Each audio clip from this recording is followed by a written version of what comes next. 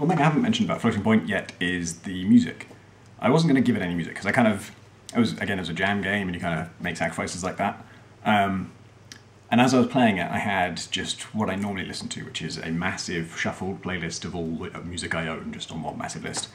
And so random stuff was coming on, and I was playing it, and a song called Ascend by a band called Form and Shape came on. And it's a kind of, it has a vaguely like digital sound to it, and it's quite a kind of relaxed, nice track, and when it kicks in, it's just very warm and kind of pleasant. And everything else I've been listening to kind of would have worked. A lot of it's kind of suited the game, but this was the first thing that like actually changed the game. And as I was playing it, I suddenly started to see it differently, and I started to feel like a relaxing game. Started to feel like a game where you kind of chill out and play it. And particularly when you get a really nice sequence of perfect swings, there's a kind of peacefulness to it. It's the absence of conflict or collision or impact or anything. And this just suited that perfectly. And I was thinking for a while about, I'd seen some composers offer their services for game jam games, you know, just for free because you're making a thing that's going to be free, so they're happy just to help. And I was thinking about maybe I could get a composer to kind of see if they could match this kind of mood or this feel. But something about that didn't really feel right, and this song was just so perfect in itself that I decided to look up who did it, and I knew it was Form and Shape, I didn't know who that was. I can't remember who put me onto them either, but they're great. And I went to their website, and their album was quite cheap, and so that was kind of encouraging, like if I was going to license it.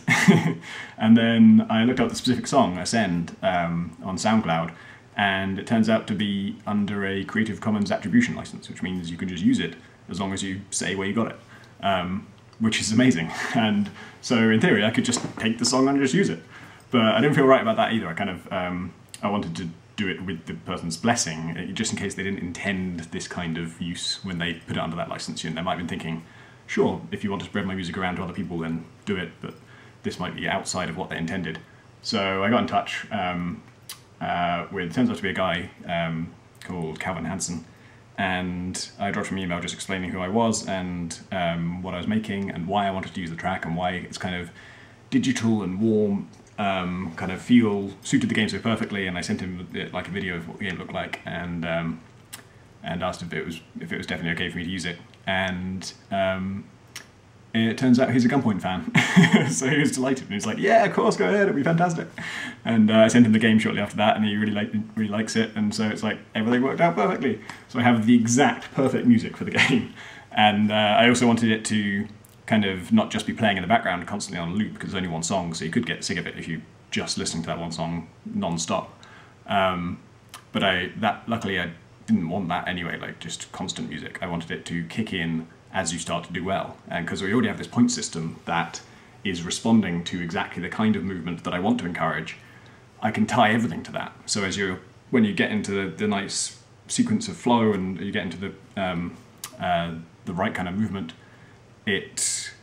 your character, which is just a dot, glows red. The line that you're swinging from starts to glow as well, and now the music ramps up too. And so all of it goes in sync with just how well you're doing. And if you do fuck up, the music doesn't like cut out or anything. It just kind of, whatever your current level of performance is, it will ramp down or up to match that. But there's a kind of limit to how fast it'll change, so it never feels kind of obstructive or hurts the music, hopefully.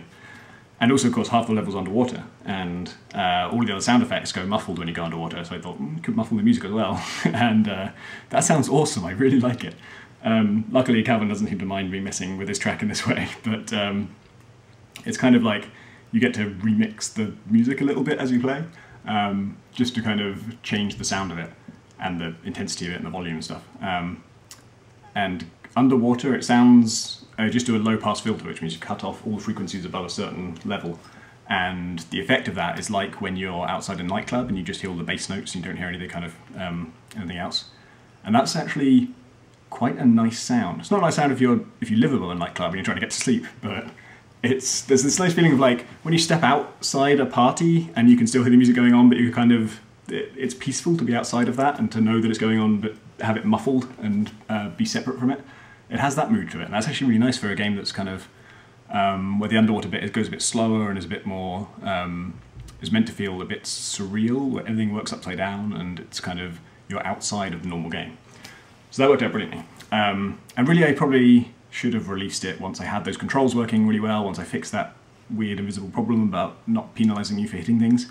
And had the music in, it was all like, the flow state felt fantastic, it's just really working well. But I still, as I was tweaking these values, I kept finding, if you make the retract speed of the rope really fast, it's a totally different game, and it's awesome, but it's not quite as good as the default one, I don't think, like, because you can't avoid stuff then, you are hitting obstacles all the time because you just can't stop yourself. There's no way you could react in time. But it's still fun because you're bouncing off those things and you're creating new crazy movement. And again, with like the point decay rate and stuff, you can adjust those things in different ways and create different types of game with it. And so I found the values I like best, which was basically the same as what I already had with a few tweaks. But I wasn't satisfied that this was the only way the game could or should ever be. I felt like there were other games to be discovered with this system just by tweaking those values. And this was like a totally unnecessary feature. Like nobody expects to be able to change those kinds of things, but I wanted to let you change them. I wanted to give you a menu where you could just change the whole balance of the game, just design how the game should work for you. And keep the default set and start you with that and make sure that you kind of know, here's how I think the game should be, but let you customize it in your own way if you want. And I was thinking, like, that is a bit silly, that's it, you know. I also made a level editor for Gunpoint before I released the game, which was kind of excessive, and that kind of extra effort when you're trying to cut, well, you're always cutting brutally, and I'm cutting brutally on this game as well, and it feels weird to cut really brutal, really like vital essential things and then add this completely superfluous crazy thing. But my logic was, if I'm going to release this, I don't want to release it to a large number of people and then decide I'd like to let people customize things, because by that point they've all already got it and they're probably not releasing it just standalone as far as I know so far. So I don't have a way to update it for everyone at once. So you'd have to come back to me and get a new version to get the tweak thing. And so I felt like, if I only get one shot at actually getting this game out there, I want this thing to be in there, so that if, you know, if loads of people do play it, then, and there are these other modes to be discovered, then they will do it. Whereas if I decide to add it later, that might never happen. So I added the tweaks menu, and then I was like, but also, it's kind of useless if you just have to tell people what your tweaks are, because it's this big series of numbers, and it's, you know, pain in the ass to kind of copy them down or type them in or something. So I also save your tweaks to a text file that you can then send to other people, and if someone else puts it in their floating point folder, then it loads those tweaks, and you can switch between the default and whatever custom set you're using at the moment. So it now has like a saving file system, which is kind of nuts, but I think it's a good idea. I hope it's a good idea. I've had a few tweak files back from people, just from testers, but I'm hoping it will, we'll see more results from that once it's actually out for real, which will be soon. So it's been an interesting experiment, because I was working on the grappling hook game for much longer than this, and it had the same grappling hook in it. And I was noticing in the grappling hook game that it was really fun to do these dramatic swings and acrobatic stuff, but that wasn't really what I was going for with that game. It's meant to be like a heist game, and you're stealthy, and it's about you know, careful infiltration. And so it was kind of bothering me that there was this cool thing you could do with the main movement mechanic of my game that I didn't really want to explore too far with this game. It didn't feel like the core of this game. And you want to stick to, you know, what you're going for, but at the same time you don't want to ignore what the game is trying to tell you, and the game is trying to tell me acrobatic grappling hook swinging is fun. And so I'm really glad I got to explore that. This is basically what Floating Point did, was just go really deep on just that, like, let's just swing, and just make a game purely about swinging and the art of it and the beauty of it and the maths of it. And so now that I've explored that, I feel I can go back to the grappling hook game and just stick to the more stealthy stuff and focus on what the game's meant to be. And I don't have to worry about the acrobatic stuff anymore, because I've done it. Like, it's out there and I know where that goes. And having gone there, I don't feel like it's a better fit for a heist game than my intuition suggested. I think I was right not to go down that path for that game. And it's helped actually grappling hook game in a bunch of other ways, because I'm using it and still doing it in Unity. When you do a jam game or a short game like this, a short development cycle, it makes you much more bold about learning things. I've been putting off learning how to do file systems in Unity, like saving files and reading in from them, for ages. And then for this one, well, I've only got like a day before I want to get this out to testers, so I need to put it in there now.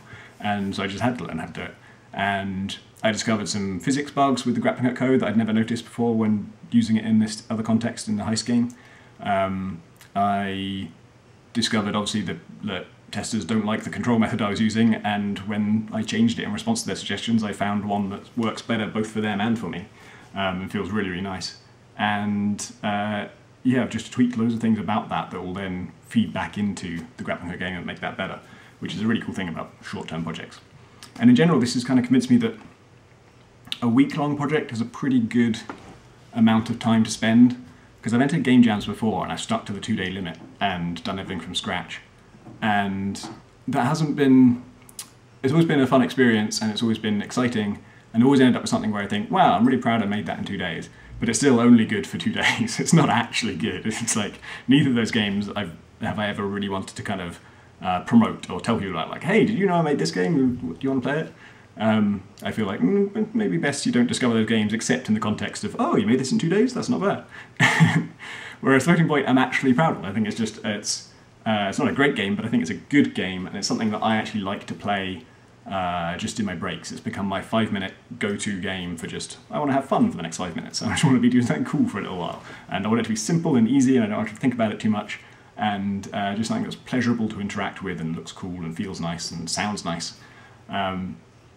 So that's a huge difference, really. Like, it took me, like I say, probably about 6 days total, as opposed to 2 days for a normal game jam, so 3 times as long. But it's more than 3 times as good. Like, something you don't want to tell other people about versus something you do want to tell other people about and share and have other people enjoy is like a massive difference. There's a 100-fold difference, really. And obviously, like, I didn't do everything in Floating Point in 6 days because the grappling hook itself came from the heist game, and it's impossible to really calculate how much time it would have taken to make from scratch, because the reason that grappling hook took a long time is I had to learn Unity as I was doing it, and I had to learn all of Unity's physics system. That's totally different. And so yeah, I can't really say that it's a thing I made in 6 days, but it has convinced me that a week-ish is a better time frame to make a game than 2 days. And so I think for the future Ludum Dare, I think when you're picking a theme and you want to do something with it, if I come up with a theme I like and I'm going to make it, I think I'll make it in a week rather than making it in 2 days. I think it just works better.